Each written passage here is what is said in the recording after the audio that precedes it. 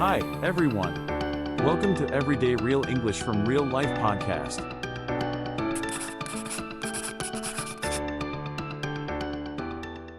Welcome back to the deep dive.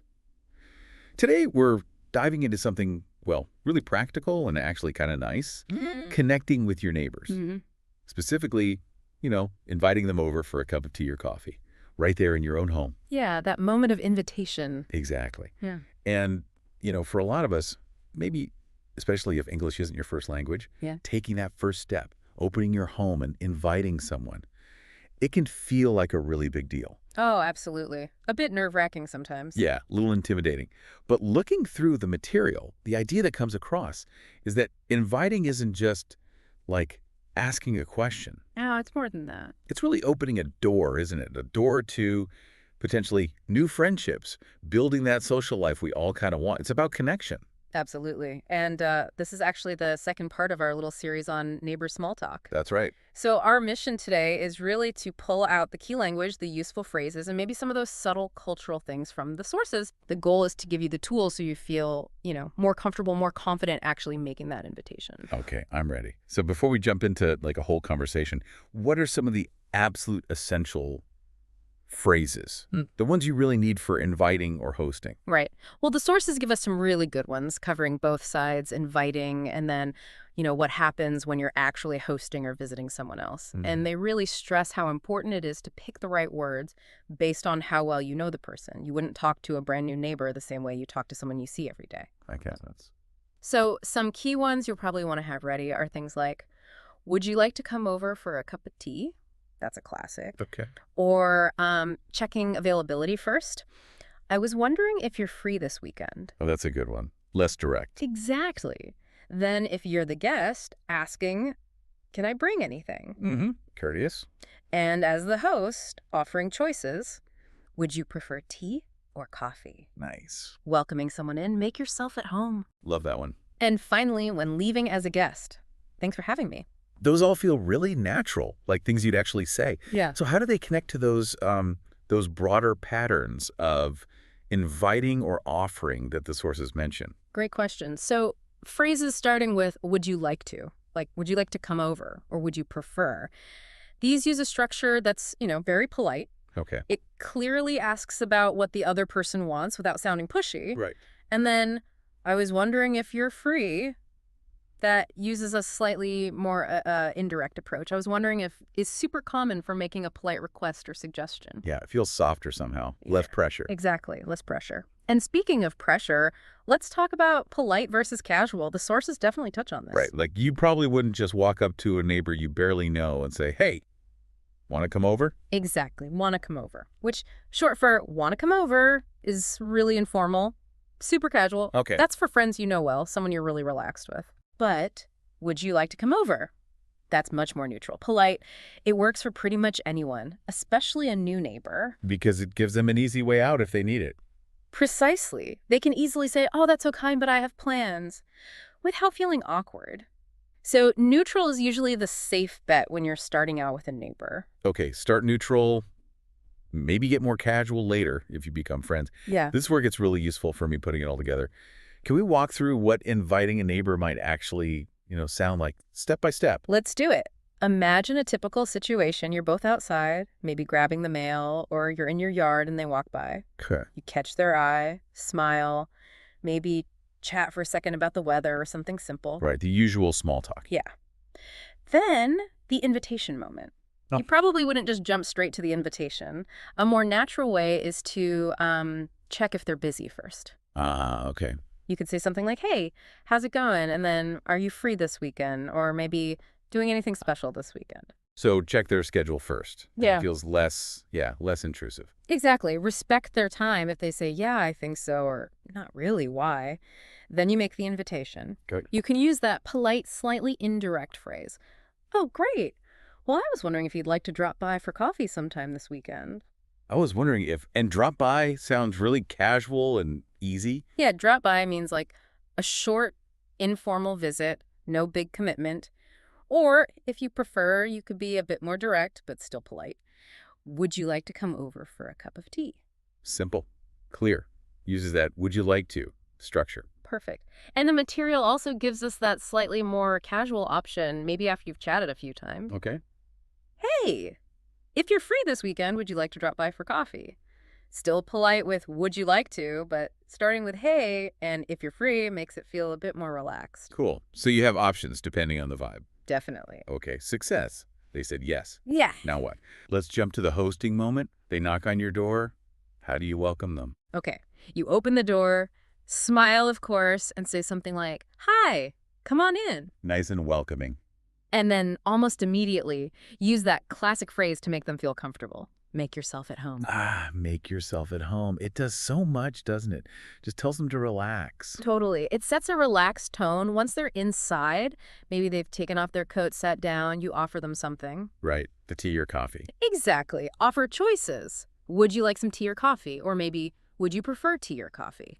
Using would you like or would you prefer is key. Polite options. Yep. You could also offer snacks more generally, like, can I get you anything to eat? Or help yourself to some cookies if you have them out already. And then the conversation starts. Sipping drinks, chatting. Maybe use those examples like, so how are you settling into the neighborhood? If they're new. Right. Or compliment something specific you noticed, like, wow, I love your garden. Or that's a nice picture. Finding those easy, friendly topics to connect over. Exactly. Keep it light. Keep it friendly. Okay, let's flip it. What if you are the visitor? Your neighbor invited you. What should you have ready? Well, a really common, polite thing to do when you accept an invitation is to offer to contribute. Right. So you'd ask, can I bring anything? Can I bring anything? Oh, Okay, yeah. shows you appreciate it. Yeah. Now, how will the host reply? Often, especially for just coffee or tea, they'll probably say something like, oh, no need. Just bring yourself. Yeah, I've heard that. Just bring yourself. Or sometimes just your lovely self. Yeah. It's a polite way of saying your presence is the only thing needed. Occasionally, they might say, well, maybe some cookies if you happen to have some, but really don't worry. So offer, but don't be surprised if they say no thanks. Exactly. Then fast forward. You've had a nice chat. It's time to go. Thanking the host is super important. Right. The sources emphasize thanking them for their hospitality. The perfect phrase is, thanks for having me. Thanks for having me. Simple, covers everything.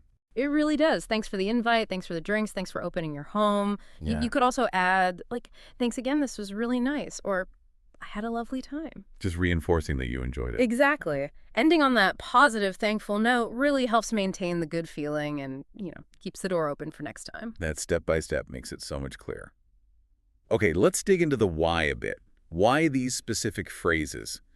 And what about those cultural bits the sources hinted at? Yeah, it's interesting when you look closer. Like, why do we lean so heavily on would you like? Or I was wondering if, instead of just come over Saturday at 2. Right. Why the politeness? Well, the sources suggest it's about giving the other person space, room to maneuver. Space. Yeah, it allows them to easily say yes if they want to, but crucially, it lets them say no politely if they're busy or just not feeling up to it without making things awkward or offending you. So the politeness isn't just formality, it's actually functional. It protects the relationship. Exactly. It respects their autonomy, their schedule. Another thing that comes through from how the invitations are phrased, asking, are you free? First, suggesting vague times like sometime this weekend or next week, using softeners like, by the way, is this cultural preference for, scheduling things? Scheduling. Even casual visits. Generally, yes, especially when you're first getting to know neighbors in many English-speaking places. The idea of just popping over completely unannounced isn't as common as it might be elsewhere. So probably best not to just ring your neighbor's doorbell expecting tea right then and there, unless you know them really well. Probably not, yeah. Showing up totally unexpectedly could feel a bit, surprising or even intrusive to some people. The way we invite usually implies some level of planning, even if it's just a loose, sometime this weekend plan. Okay, good to know. Plan ahead, even casually. Right. And then when you are visiting, there are those sort of unspoken roles, the polite things to do. Like offering to bring something. Yep. Asking, can I bring anything, is standard courtesy. Also, giving a small compliment is always nice. I love what you've done with the garden, or this is a really cozy room. Shows appreciation. It does. Similar to complimenting food if you were there for a meal. And, like we said, always, always thank the host when you leave. Thanks for having me. These little things really smooth social interactions. These are such useful tips, going beyond just memorizing phrases. Okay, ready to try putting it into practice? Let's do it. Practice challenge time. We'll do a quick fill in the blank. Imagine you bump into your neighbor and you want to invite them for coffee this Saturday. Okay. Here's the mini dialogue. See if you can fill in the blanks with the phrases we talked about. Hi. You free this Saturday? Yes, I think so. Great. You like to come for a cup of coffee? Take a second. Think about that polite way to check availability and the polite way to invite. It feels natural there. Okay, got it. So for checking if they're free, the common polite phrase is, are you? So, hi, are you free this Saturday? And for the invitation, using that polite structure we practiced.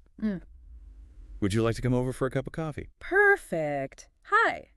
Are you free this Saturday? Yes, I think so. Great. Would you like to come over for a cup of coffee? See? It flows really nicely. It does. And remember, just practicing these little bits, even saying them out loud to yourself, makes it feel much less awkward when you actually do it for real. Builds that confidence. Exactly. It makes the words feel like your own. So just to recap this deep dive, we covered those key phrases for inviting neighbors like, would you like to come over? And I was wondering if you're free. We look at what to say when you're hosting, make yourself at home. Would you prefer tea or coffee? Got it. And also what to say when you're the guest. Can I bring anything? Good. And definitely, thanks for having me. And the cultural tips, too, why politeness matters, the scheduling thing, and visitor etiquette. Right. And the big idea woven through it all is that this simple act, offering a coffee, inviting someone in, it's a really powerful way to start building connections. Real friendships right in your neighborhood. It might seem small, but it can really open things up. Absolutely. Never underestimate a simple invitation. So here's something to think about as we finish up. Think about your own neighbors. Is there someone you've exchanged waves with or someone new you'd like to know better? Could you maybe, just maybe, try using one phrase from today the next time you see them? Perhaps just ask how they're settling in, or even just, are you free sometime next week? Just take that small first step. Yeah. Thanks so much for joining us for this deep dive. We really hope you feel a bit more equipped and maybe a little inspired to open that door to neighborly friendship. Want to practice these phrases? Download your free PDF guide. Link in the description and pinned comment. Like and subscribe for more English tips.